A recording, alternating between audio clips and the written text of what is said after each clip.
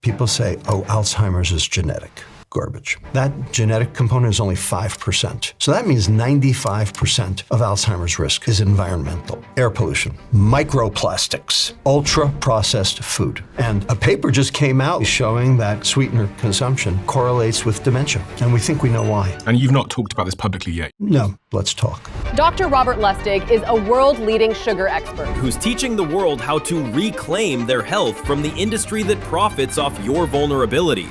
73% of the items in the American grocery store are poisoned because sugar is hidden in all the foods. For instance, there's 262 names for sugar, and the food industry uses all of them because they knew when they add it, you buy more. But the problem is, and it's providing people with a dopamine hit, and that dopamine is addictive. And that's when you actually have a biochemical and medical problem. And we have data to show that ultra-processed food has been associated with dementia, diabetes, cancer, every single mental health disease. So the question is, how can you buy healthy food and not be tempted by the bad stuff? So first, if a food has a label, it's a warning label. The second thing, if any food has a sugar in the first 3 ingredients, it's dessert. And then when they go to the store, don't go hungry.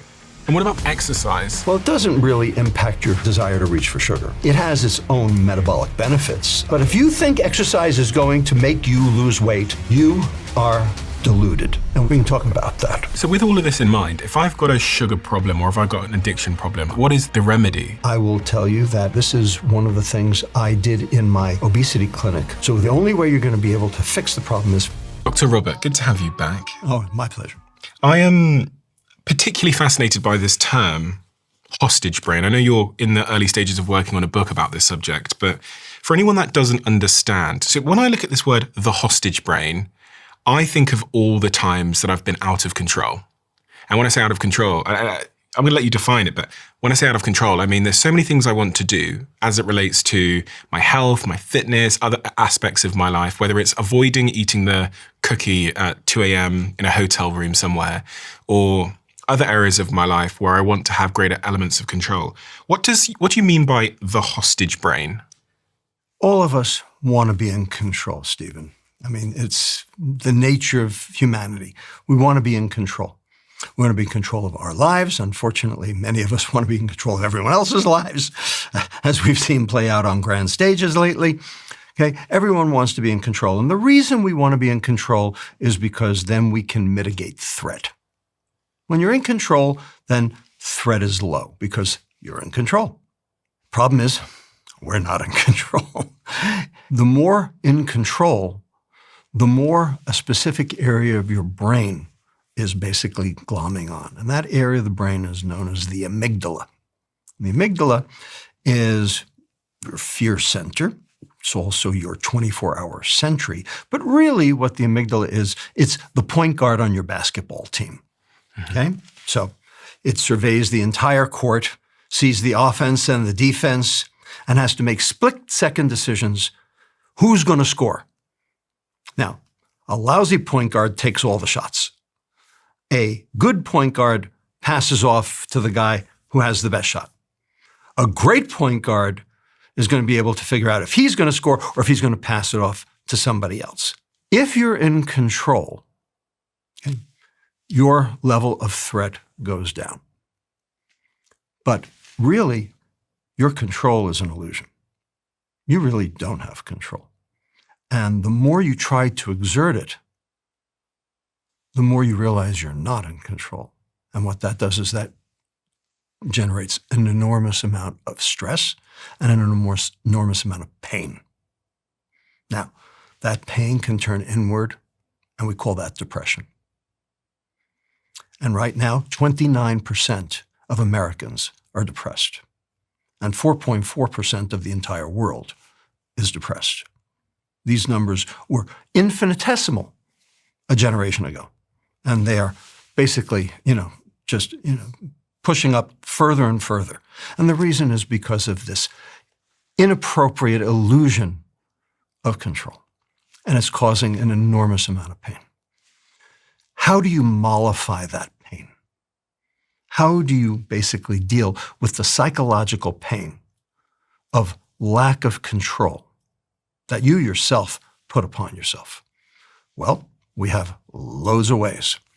cocaine, amphetamine, nicotine, alcohol, sugar, gambling, social media, internet gaming, pornography. Pick your poison. That's dopamine. Dopamine basically provides you with a little bit of pleasure on top of a whole lot of pain. The problem is that dopamine is addictive. And so when you apply a set of pleasures to try to deal with your pain of lack of control, that puts you into a never-ending cycle of consumption and misery. That's the hostage brain. What do I need to understand about dopamine in order to, because I think sometimes awareness is step one in being able to do something about a problem that you might have. So what do I need to understand about what dopamine is and what it's doing in my brain and how it's sort of associated with addiction to then be able to do something about it, which I consider step two? So dopamine basically has two functions. The first is learning. There's no learning without dopamine. Anytime you learn something, whether it's positive or negative, it's because there was a dopamine release. When you put your hand down on a hot stove when you were 3 years old and went, I'm never doing that again. Okay, that was dopamine that did that. Okay, and what it did was it went to your amygdala and it rewired it. That was a rewiring of your amygdala due to the excitatory neurostimulus of that dopamine affecting an area of your brain called the basolateral amygdala.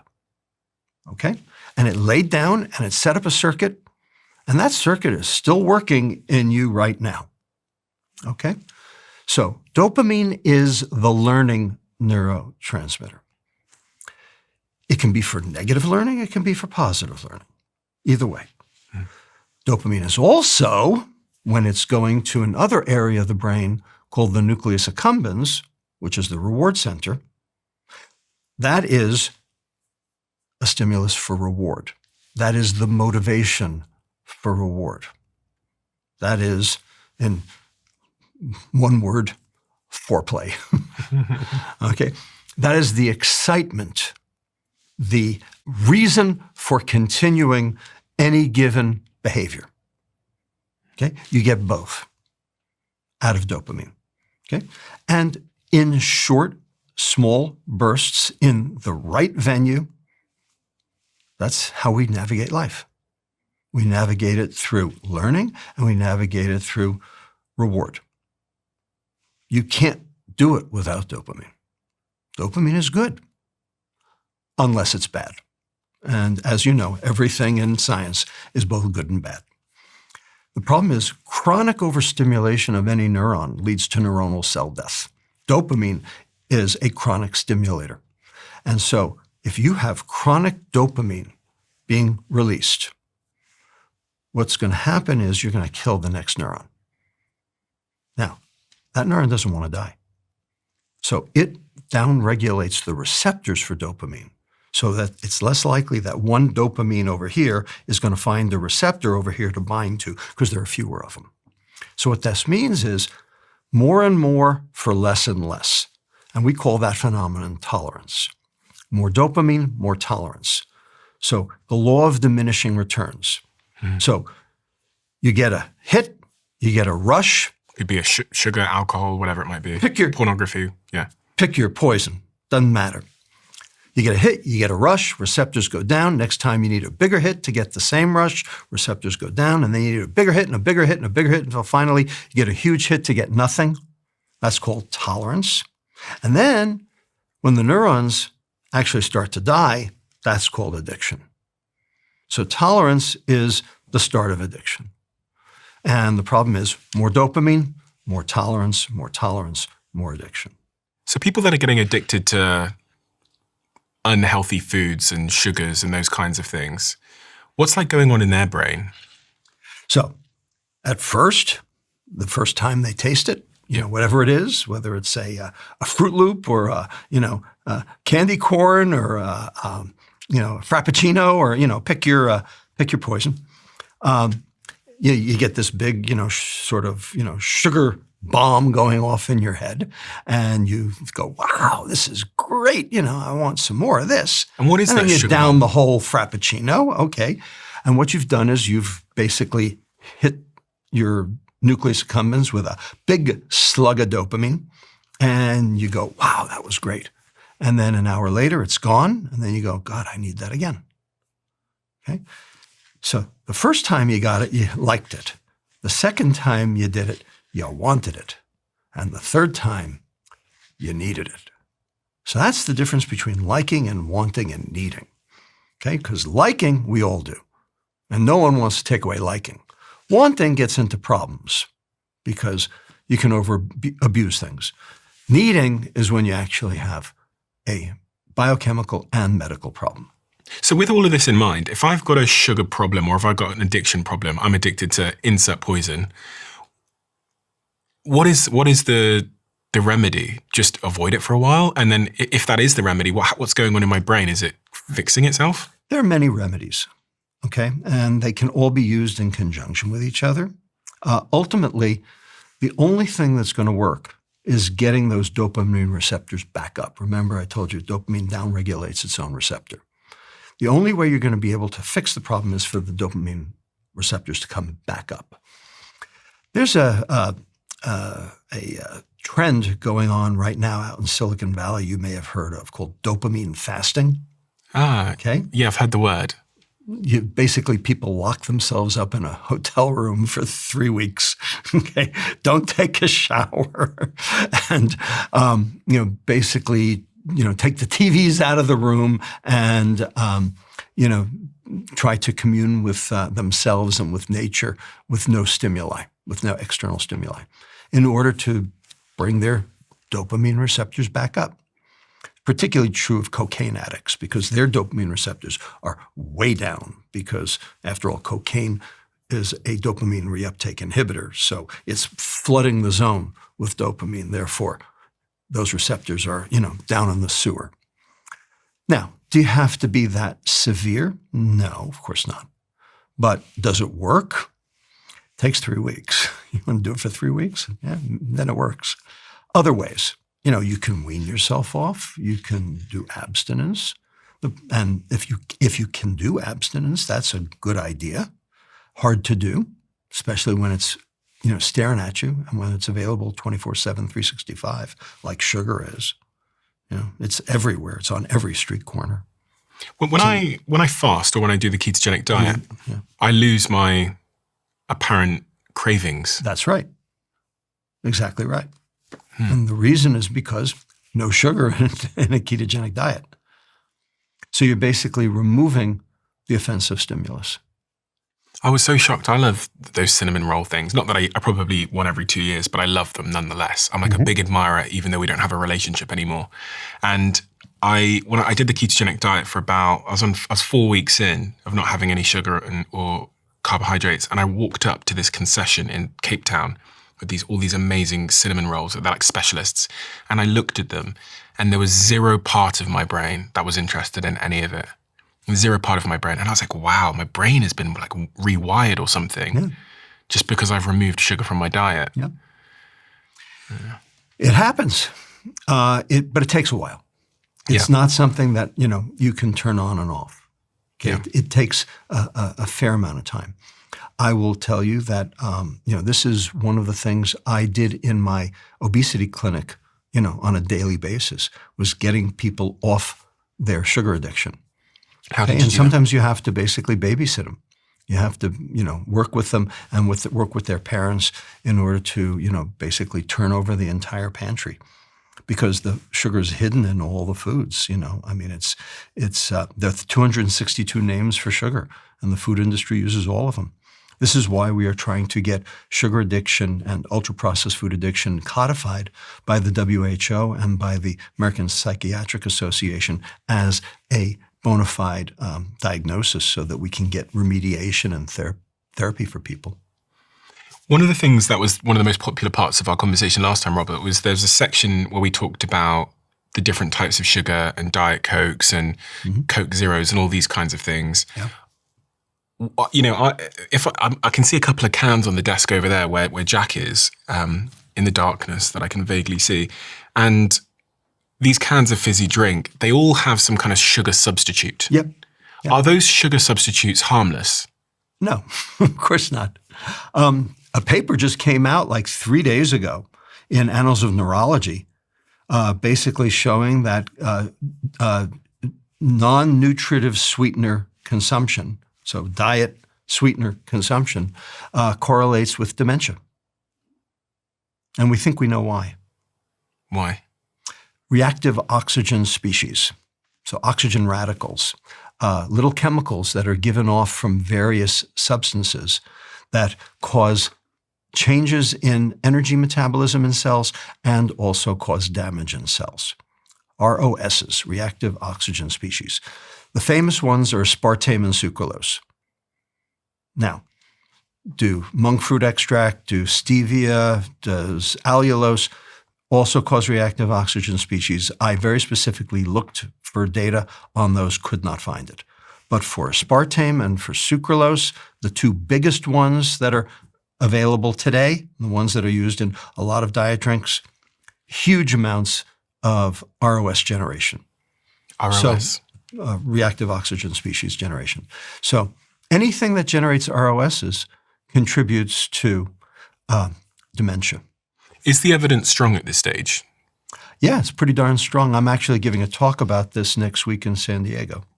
I heard you've got a new theory on the causes of Alzheimer's dementia that's somewhat linked. This is it? This is it, yeah. Can you explain that to me? And you've not talked about this publicly yet. You're set to talk about it in a couple of days, I hear. Let me take it back a step, okay? There's this organelle inside our brains called mitochondria. You've heard of mitochondria. Yeah. For your audience, mitochondria are the little energy-burning factories inside each of our cells. What they do is they take food energy and turn it into the chemical energy that your cell can actually use to power itself. Okay? And that chemical energy has a name. It's called ATP. Now, if you took biology in high school, you've heard of ATP, adenosine triphosphate. The energy is in the phosphate bonds. So ATP will give up its energy and go to ADP, diphosphate, which will then give up its energy and go to AMP, monophosphate, which will then finally go to adenosine. And adenosine binds to the adenosine receptor and makes you go to sleep. Mm-hmm.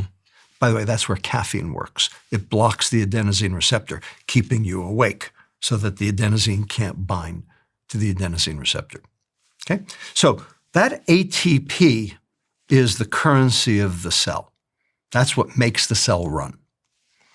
Anything that depletes ATP is going to put the cell at risk. Mm-hmm. Okay? Because it doesn't have the energy it needs to run. Yeah, it's gasoline. It's like gasoline. So what happens when you start running out of gasoline? Well, you break down. You'll break down. So brain fog, difficulty concentrating, irritability, and ultimately all the way to depression. So the amount of ATP within any given neuron is the proximate cause of neuronal dysfunction that we see as neurocognitive and neurobehavioral change. Now, how do mitochondria and how do ROSs fit into this? Mitochondria make ATP, but every time they make ATP, they also make ROSs. There are 11 steps in mitochondria, and they all give off ROSs. Now, those ROSs are going to damage the cell. They have to be gotten rid of. They're like toxic fumes. They got to be gotten rid of. And so we have a pathway in each cell of our body to get rid of the toxic ROSs. Okay?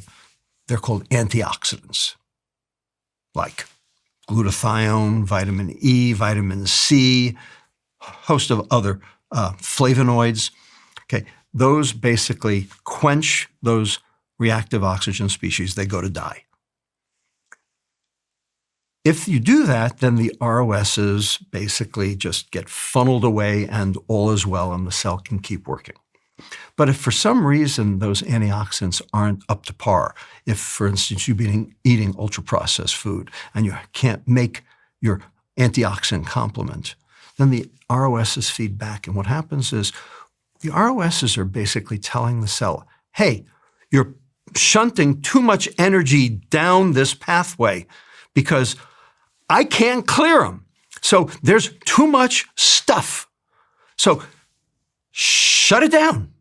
And so what happens is that instead of funneling the glucose into the mitochondria to generate more ATP, it diverts it and it goes off into other directions like glycogen, which is in the brain is not good, or fat, which is even worse. And bottom line, your cell is now not energy producing like it used to be. It has now been reduced in terms of its energy capacity. What's that going to do? That's going to reduce ATP generation. Okay, that's step one. Now step two. There's this stuff called cortisol. Cortisol comes from stress.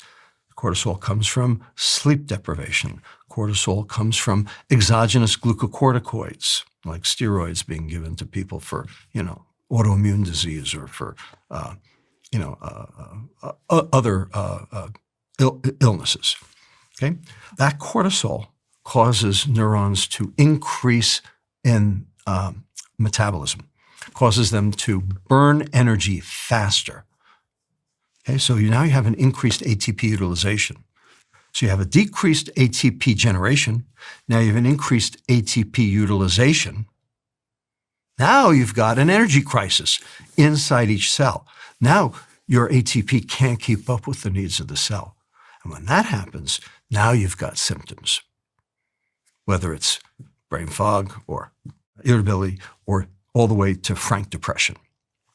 Okay, now, step three.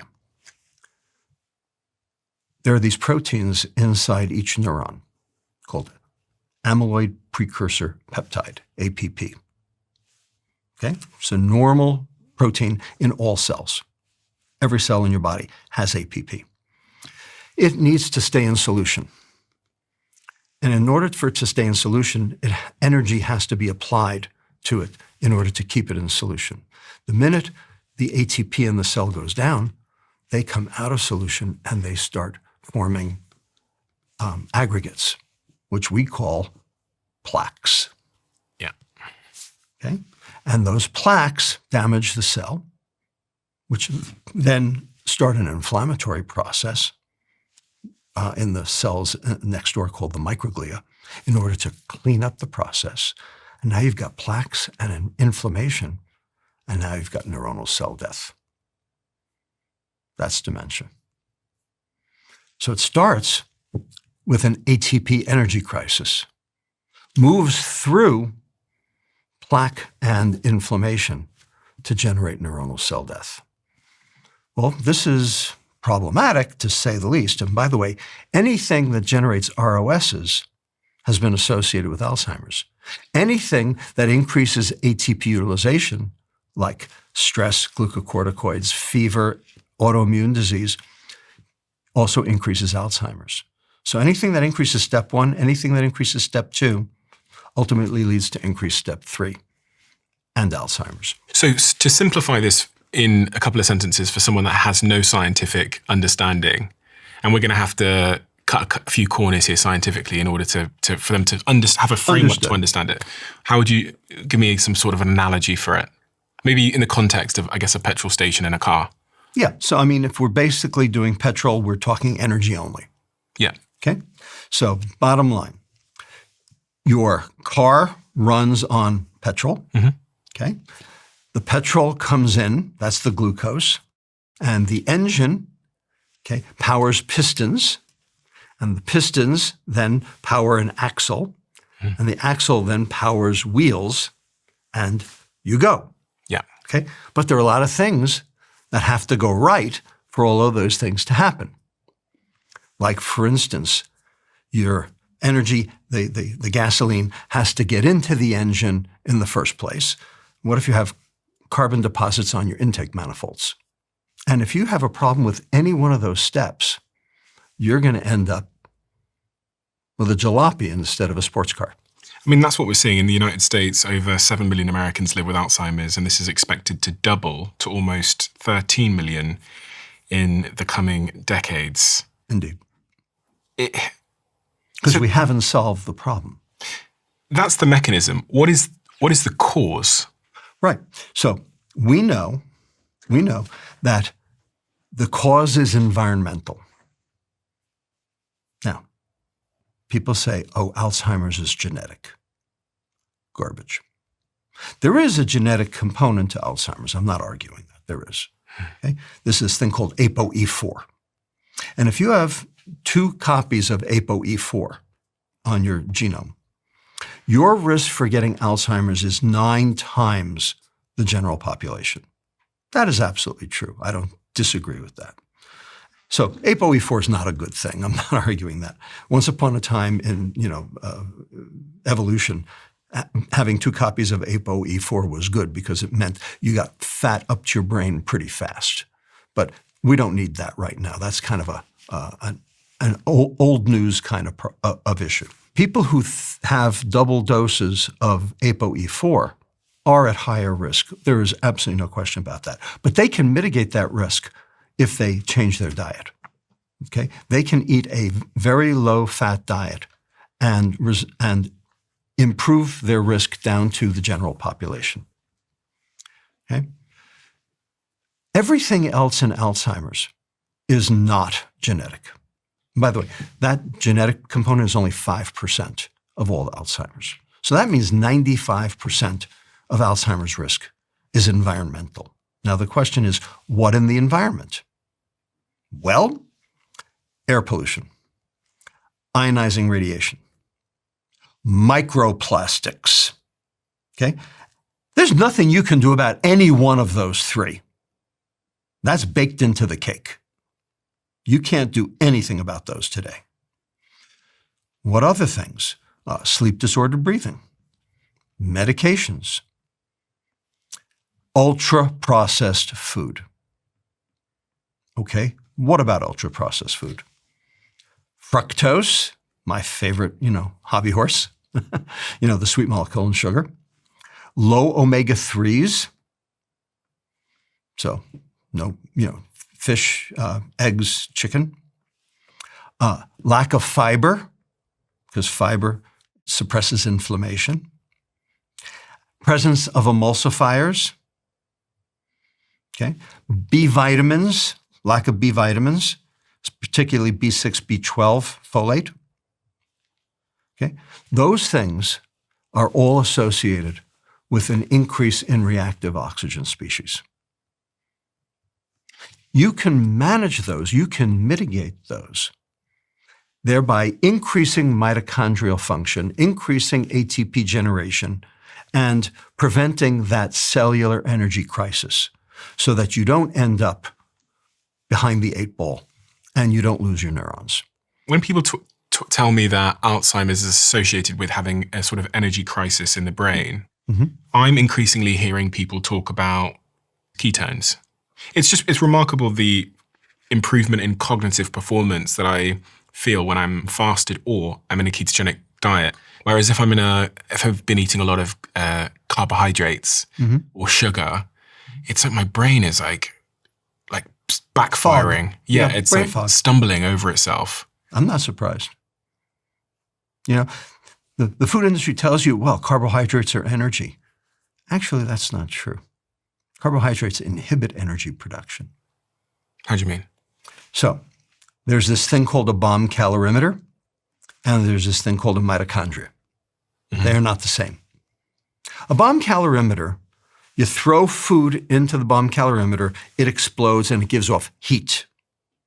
Okay, there's, captures the heat, measures the heat. And that's how we know, for instance, fat burns at 9 calories per gram, protein burns at 4 calories per gram, carbohydrate burns at 4 calories per gram, which is why fat is more energy dense than protein or carbohydrate, which is how we all determine that fat made you fat. And the bomb calorimeter is also how they determine if a bag of crisps or chips, or whatever you call it here, is 200 calories, because if you put them in there, exactly, it will release 200 calories of energy. Right, because a calorie is that amount of energy that raises 1 gram of water 1 degree centigrade. Okay. So it is a measure of physics. Okay. So it's a measure of heat generation. Okay. Okay. Mitochondria are not bomb calorimeters. They are not capturing heat. They are giving off heat. They are capturing ATP. No bomb calorimeter captures ATP. Mitochondria capture and generate ATP. Mm-hmm. Now, turns out 35 to 40% of what mitochondria generate turns out to be heat. That's why you have a body temperature. Mm-hmm. It's from that. And so you will never have a 100% energy efficient mitochondrion, because if you did, okay, you would have a body temperature of, room temperature, okay, and you'd be dead. That's not the way it works. Bottom line, that transfer of food energy to chemical energy loses energy in the process, okay? The bomb calorimeter can't tell the difference, but your mitochondria can. Ultimately, it's how efficient are your mitochondria at converting food energy to ATP. The bomb calorimeter can't tell you anything about that. So these two phenomena, the concept of calories as fuel and the concept of calories as generators of ATP have really very little to do with each other. And it turns out that there are individual things in food. The famous one is fructose, but there are others, lectins and others, that actually inhibit the mitochondrial generation of ATP. So they actually inhibit your ability to turn food energy into chemical energy. If that's the case, even if they have calories per gram in a bomb calorimeter, if they're interfering with mitochondrial function, are they food? What is the definition of food? Substrate that contributes either to growth or burning of an organism. Well, I just told you, fructose actually inhibits burning. Turns out, fructose also inhibits growth. It inhibits cortical bone growth, trabecular bone growth, cancellous bone growth. Bottom line, people who eat ultra-processed food end up shorter. We have the data for that. So if a substrate that passes your lips does not contribute to growth and does not contribute to burning, is it a food? I guess not. I guess not. What is it then? It's a poison. And how much of our diet do you think is poison? A fair amount. Ultra-processed food is loaded with them. Real food is not loaded with them. You can still find them, but not loaded with them. Ultra-processed food has, in my opinion, 5 things wrong with it. Too much sugar, which poisons your mitochondria. Not enough fiber, which is necessary to suppress inflammation. Not enough omega-3 fatty acids, which are necessary to build your brain and conduct neurotransmission. Too many emulsifiers, which leads to gut inflammation and therefore systemic inflammation. And then we can throw on top of that the food dyes and food additives, which are mutagenic because they're petroleum-based. That's ultra-processed food. Ultra-processed food has been associated with every single one of these diseases, including every single mental health disease, especially dementia, as we now have seen. Ultra-processed food is specifically associated with dementia, and even diet sweeteners are associated with dementia through this reactive oxygen species pathway. The sugar industry can't be your biggest fan. They're not. I'm trying to help them, though. I am trying to help them. Last year, not too long after we had our previous session, I was the keynote speaker at the 4th International Sugar Reduction Summit in Atlanta, Georgia. Daniel in the lion's den. And, why would they invite me? I am, I'm their conscience. I told them, I said, I don't want to be your enemy. I want to be your conscience. I want you to do the right thing. Okay. Ultimately, look, ultra-processed food's not going away. As much as I would like it to, it's not going to go away. And I'm not even sure we want it to go away because we've got to feed 10 billion people by the year 2050, and we're not going to have enough land and ocean to do it. Ultimately, ultra-processed food is here to stay. It is baked into the cake. But the question is, can we make ultra-processed food healthy. Right now, they're not. Right now, what's going on in the U.S., food industry is doing the exact opposite. It's making food disastrously disease-producing. The question is, could you change that? And the answer is, yes, you can. In fact, we've done it. We have been doing it. 5 years ago, I started working with an offshore food company. Gratis, by the way, no money changed hands. And so they came to me and they said, look, we know we're part of the problem. We want to be part of the solution. We know that Kuwait has an 18% diabetes rate and an 80% obesity rate. And we don't want to be the reason. We want to be the help. Can you help us figure out how to make metabolically healthy processed food?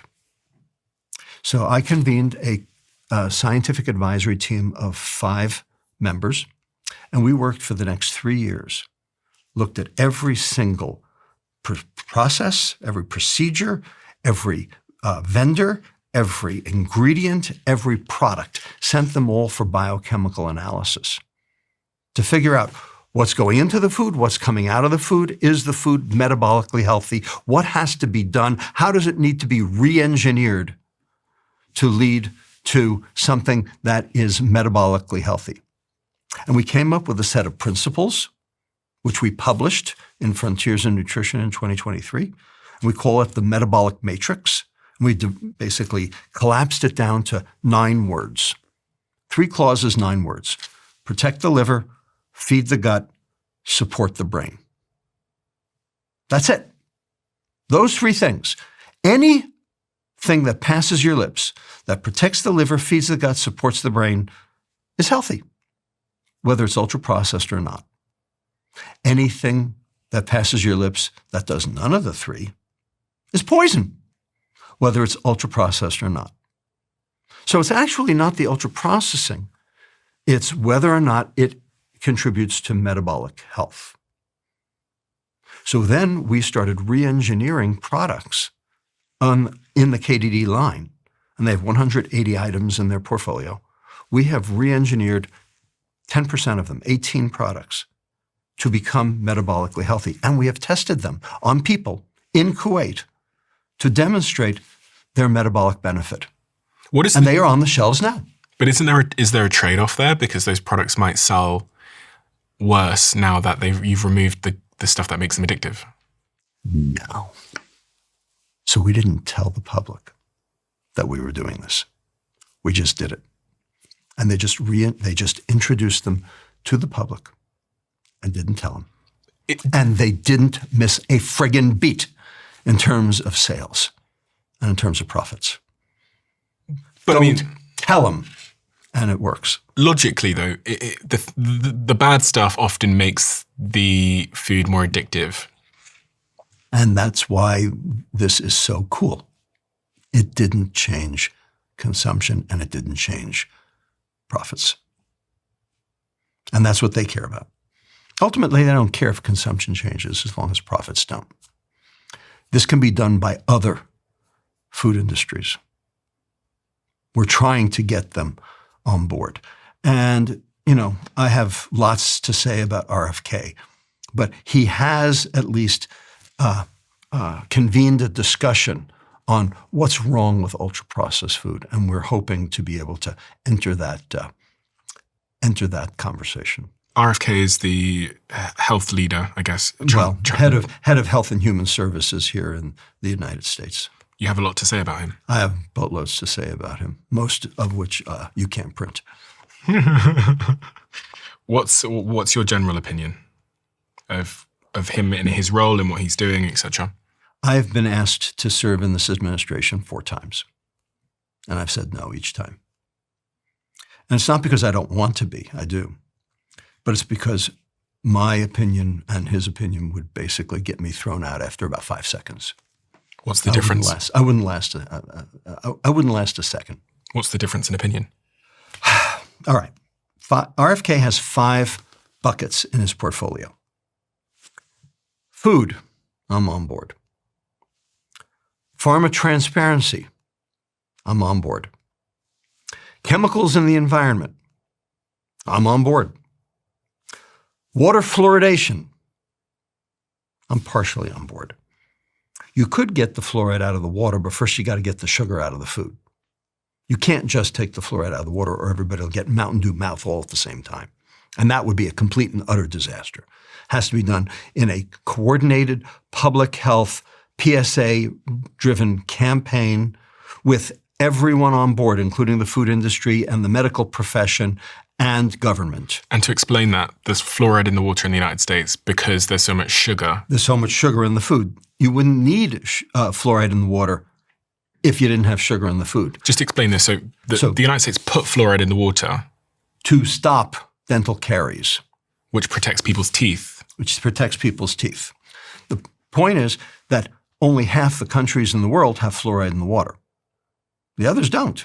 And the reason is because they don't have sugar in the food. The only reason you need to put the fluoride in the water is because the sugar in the food causes the dental caries. Now, the fluoride reduces the prevalence of dental caries by about 30 to 40%. Dental caries? Cavities. Cavities. By about 30 to 40%. Now, the problem with fluoride is at high dose, it can be a neurotoxin. Now, the goal is for public fluoridation to stay way below that. Now, do they? Not really. Sometimes they go above. So normal fluoride concentrations, when you're doing it as a public health effort, should be between 0.3 and 0.9 parts per million. Sometimes it goes up to 1.5 parts per million. And at 1.5, it becomes a neurotoxin. So it's a purely dose issue. But one of the reasons why people are screaming about getting fluoride out of the water is because it can be a neurotoxin. It's not supposed to be in doses that are appropriate. But, people don't look at the data. Point is, you could get the fluoride out of the water. But if you got the fluoride out of the water and didn't take the sugar out of the food, we'd have more dental caries, we'd have more anesthesias, we'd have more teeth pulling, we'd have more sepsis, we'd have more dental abscesses, we'd have more soldiers dying in the field. It's a matter of national security. So you can't just do it. It requires a, coordinated effort. Is there anything else you disagree with him on? And then finally, bucket number 5, vaccines. I am a pediatrician. I am not a vaccine expert, to be sure. I am not an immunologist, to be sure.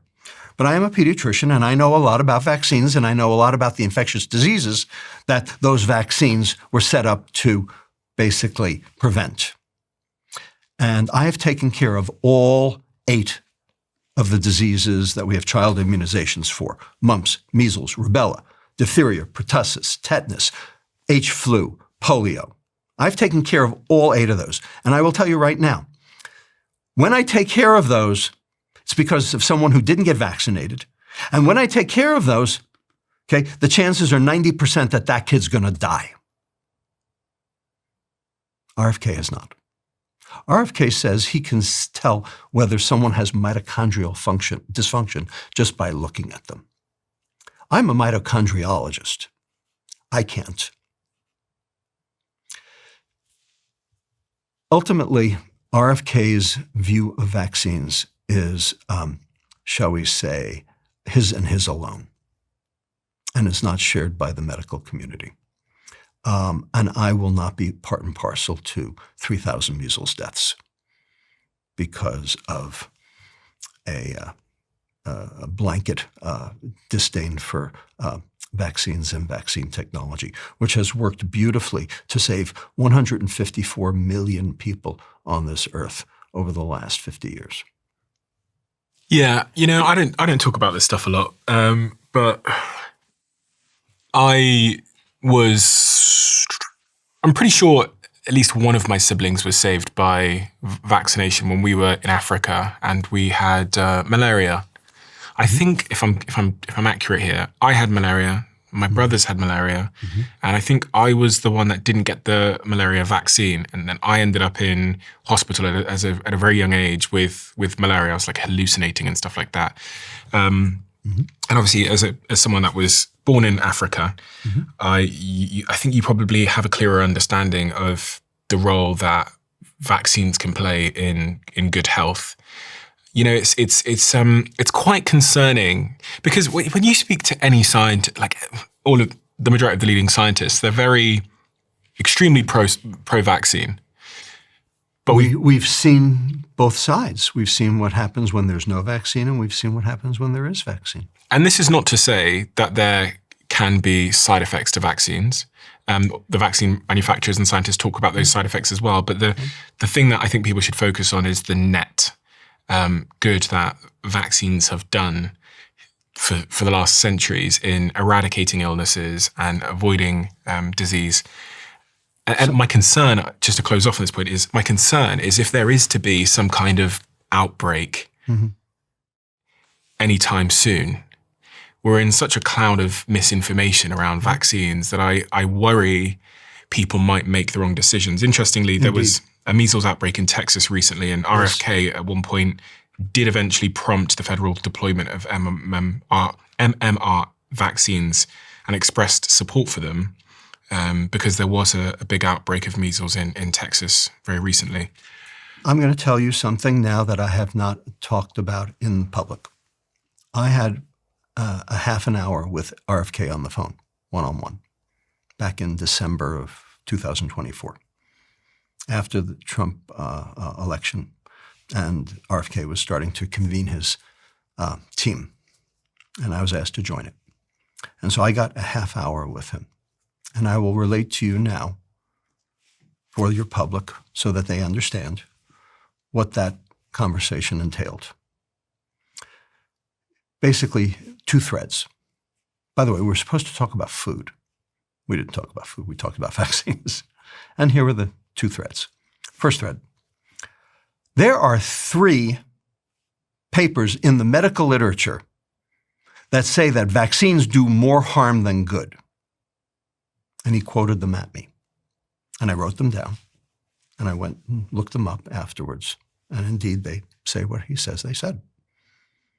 That it's unconscionable that vaccines do more harm than good, and we're giving them to newborns. Now, it is true that those 3 papers do say this. There are 50,000 that say opposite. Okay? Second thing he said, a woman gives birth to a healthy baby. That healthy baby gets a shot under the skin, and now that baby is not healthy anymore. That's a tort, a legal tort. Okay? And, in fact, you could argue that that is in fact, a legal tort because, duty, negligence, all the way down to damages. Okay? What's the remedy for tort? I said, lawsuit. He says, right. But that mom can't sue because of the Vaccine Indemnification Act of 1986. So that mom basically has a damaged baby and no recourse. That's unconstitutional. Those were the 2 threads of our half-hour discussion. Now, everything he said is absolutely true and irrelevant.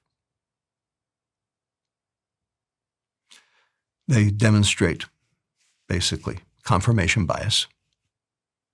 And he's a lawyer. He believes in precedent. I'm a doctor. I believe in probability. There's always a risk-benefit ratio, unless you're a lawyer, in which case there's only risk. And that's how he sees the world. He sees the world as risk. I don't. I wouldn't have lasted 5 seconds. I think we're both on the same page in terms of making sure people have the right information as it relates to probability. Everything we do in our life is a factor of probability. Whether I got in a taxi to come here this morning, I understood the probability of that taxi crashing into another car, but I decided to get in the car and come here anyway. We all deal with these, risks every single day. I want to say on this point of vaccines that there's obviously it's become quite a political issue, and there's two sides, and one side, which is more of the RFK side, is incredibly skeptical, and they have their opinion. Then there's the other side, which tends to be dominated more by the scientists. I interview scientists a lot, so I know that pretty much everyone I've interviewed that's a scientist would agree that there are side effects, but net vaccines are very positive. It depends on how you look at it. Okay, if you look at it through a public health lens, okay, the vaccines do more good than harm. And if you look at it from a purely individual lens, then you say, wait a second, I didn't get the disease, but I got the shot, and I have a vaccine injury, therefore I have been subjected to a tort. I would just like to close this section by telling people that if there is a health crisis in the near future, some kind of viral outbreak like we saw with the pandemic, to make sure you get your information from sources that are highly credible. And those sources should not include, frankly, they should not include podcasts. No, they shouldn't. They should not include social media. They should include places like, I'd recommend checking out a website called Consensus. I have no affiliation with them, but Consensus allows you to type in a question you have about health, vaccines, whatever it might be, and it shows you what the sort of peer-reviewed studies say and what the consensus is. So, for example, I was using the website a couple of days ago to try and understand something. And I typed in, is this particular thing healthy or unhealthy? And it comes up with this bar. The team will show it on the screen, and it shows you how much of the scientific research supports that idea. So it said like 70% of the scientific research says it was positive. It said 25% said it was neutral, and 5% said we kind of don't know, or negative. And I think that's a really great tool because there's so much information out there, and there's so many studies, and there's one study that says this and another that says this. So using tools like that, I think, is a much better way to make your health decisions than podcasts like this, or TikToks or Instagrams or tweets. Because another thing I want to say is, you might not know this, and I'm just speaking directly to my audience here, but you're currently in an algorithmic echo chamber. And if you want to know what I mean by that, is the algorithm that you have on any of your feeds has been personalized to give you more of the stuff that either scares you, frightens you, concerns you, etc. And if you want to prove this, go and ask your best friend or someone else, a member of the public, to look at their feed. I remember probably 2 years ago, I asked my best friend if I could just look at his Twitter feed, and it was completely different from mine. Yes. For one, there was no Manchester United and it was all Liverpool. But then all of the information was completely different as well. And so we're living in these echo chambers where misinformation or things we believe is being reinforced positively or negatively. So you need a strategy for information, especially as it relates to health. I couldn't agree more.